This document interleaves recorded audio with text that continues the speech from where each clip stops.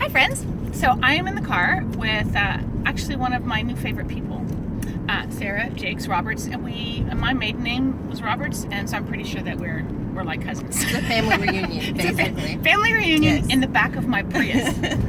I live in Los Angeles. I have a Prius. Of course I do. I just wanted to actually introduce a lot of you to Sarah. She's just a remarkable friend and young woman and doing great things. You know, I think I met you in a green room somewhere. Okay. But when I first really felt connected to you was when I read Lost and Found. Oh. And the thing I appreciated about that book was that you were honest. Yeah. You know, I don't have much time for fake. Yeah. I mean, other than my eyelashes. Well, those are important. I don't have time for that. So I just really appreciated that you were honest with your story, and I think that gives hope to people, you know. So how was it writing, being that honest, you know, or transparent? What did you feel? Well, I had a little bit of practice because I started a blog before releasing the book. Yeah. And so I think I wrote the book like I was writing the blog. And then when I finished writing it, I just turned it in. I never read Lost and Found until it was time for me to record it for the audiobook. And then I realized this probably was an overshare. But it was already out there. And so, to be honest, I felt very vulnerable once it was out there. But I didn't want to release a book that was half of the truth. And I wanted to release something that I could stand by. Yeah. And so it required me to be vulnerable and to share intimate parts of my emotions and process with people who I wasn't sure could handle them. But I think it also forced me to embrace who I am. Yeah. Because I had to be able to say, you know, if no one else gets it or understands it, I know that I get it, and God helped me through it. And, you know, for it to have touched so many people's lives is just crazy to me. No, it was awesome. So for those of you that may not have read it yet, you need to. But basically, you know, Sarah was just honest about having a child at 14. Yeah, 14.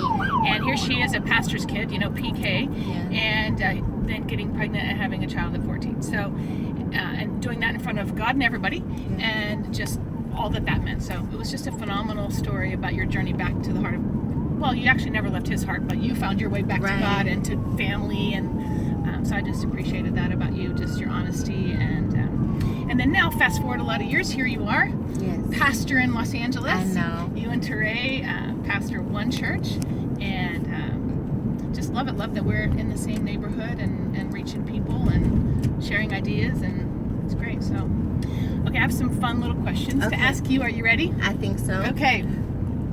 What is the first thing that you did this morning? I wrote down a dream that I had last night because I didn't want to forget it. Whoa, you're like spiritual. It was like my first time doing it, like too. Before you brush your teeth? Yeah. Okay. Like I was still in the bed and I was like, I'm going to write this down before I forget it. And that was my first time doing it, so it's interesting that that's a question. Okay, I love that. All right. And when you were a little girl, what did you want to be when you grew up? A wife. Oh, well, there you go. Yeah. What's your favorite movie? Pleasantville. Pleasantville? Yes. Wow. I love Pleasantville. Why? Like, what is the thing that attracts you about that one? I don't know. It's just, we all have this idea of life being just so picture perfect, and then you insert real life into what we think life is supposed to be, and chaos happens, but also something beautiful and colorful and vivid takes place. Wow, that's awesome. That was, I've totally forgotten about that movie. I know. I don't watch it again. Ever seen it. I need to watch it again. Because I remember liking it. How many years have you and Teray been married? 2. And where did you meet him? In a meeting in Beverly Hills around my bookstore. Wow, do you go, ooh, that's a really handsome guy? I did not.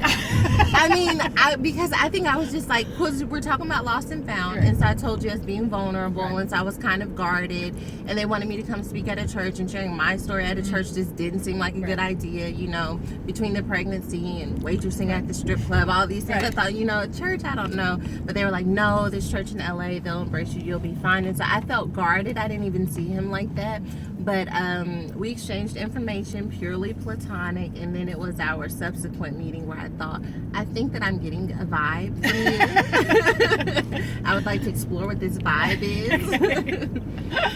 Awesome. Okay, 3 words to describe him. Anointed. hilarious, and generous. Oh, those are good words. Sometimes I think people, like the hilarious part, I always tell people that's one of the first things that I fell in love with Philip, was that he makes me laugh. Mm-hmm. I mean, nobody makes me as mad as him either, Right. but he also makes me laugh, right? Yeah. And I think that's so important. Yeah. Right, because marriage has some moments that you need to be able to laugh. Especially raising children and having a church, you know, there's a laugh to keep from crying sometimes, the laugh while crying. Yes. And he's like, I tell him all the time, like, you're crazy. Like, do you know that there's something wrong with you? And it's just, I love it. Okay. When you travel, what are 3 things that are always in your suitcase? A journal and a pen. My makeup, because let's be honest. Yeah. And some type of hair tool or device. Okay. 3 words that describe your life. Exhausting, exciting, and unpredictable. All right, you have 6 children. 6. Finish this sentence. The best thing about having a big family is Dinner time. like just the noise and the chaos. Yeah, that's awesome. Mm-hmm. If you could have any superpower, what would it be?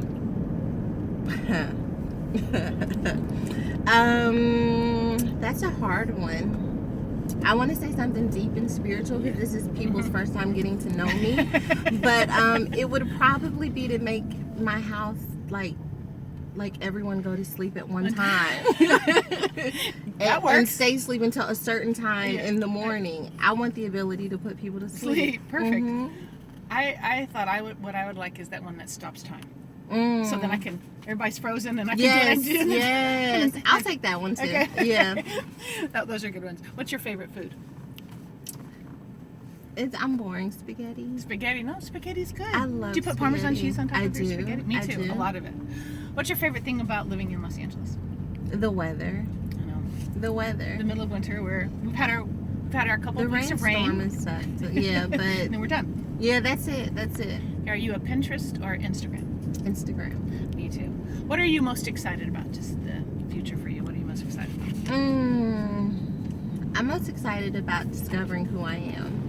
I think that during this process from, being the teen mom to who I am now, that I have discovered layers and dimensions of who I am and God and what He would call me to do and be. And I think I'm most excited about just constantly being surrendered to whatever that is and going through the process and revealing and sharing with other people, not just my story, but how they can do the same thing for their lives to discover who they are.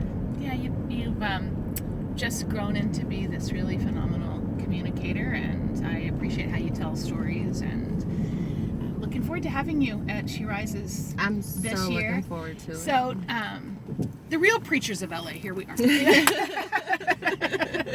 So, why don't you maybe just share why you think women should come? Sure. Not only are we in the Dolby, which is the iconic theater right there in the middle of Hollywood, but why else, other than the beautiful venue, why else should women come join us? When women come together, incredible things take place. And there's a quote, like, if you can teach a woman, you save a family, And I think that there aren't many times where women can come together and really connect about what it means to be a woman, the challenges we face, the joys we face. And so I think the intimacy that you can create even with thousands of women at a conference like She Rises is amazing. And to have connection, I think it's so important that we have these moments to be honest and vulnerable with other women, and it empowers us to go back into our life, because we can start feeling like, am I the only one who's going crazy? Am I the only one who wants my children to freeze? And then you get in the room and you're like, no, other people are going through it too, which means maybe I'm not crazy, and maybe I can push that extra mile because my sister's going to do the same thing. Yeah, I think, I agree. Something happens when we gather together. It's a really remarkable time. So I just want to encourage all of you that are watching this, come join Sarah and me at She Rises this summer, June 23rd, 24th. Make sure you get your tickets. They're kind of going fast, so make sure you are a part of this amazing adventure. And thanks for riding around in the back of of my praise. I wasn't about to drive and have this conversation because people would die. Right, thank you. And we need to make it till she rises. So Yeah, we have a job. And so just as a little thank you, I'm giving you a box of Girl Scout cookies because beautiful. who doesn't like Girl Scout cookies? Thank you. See you later.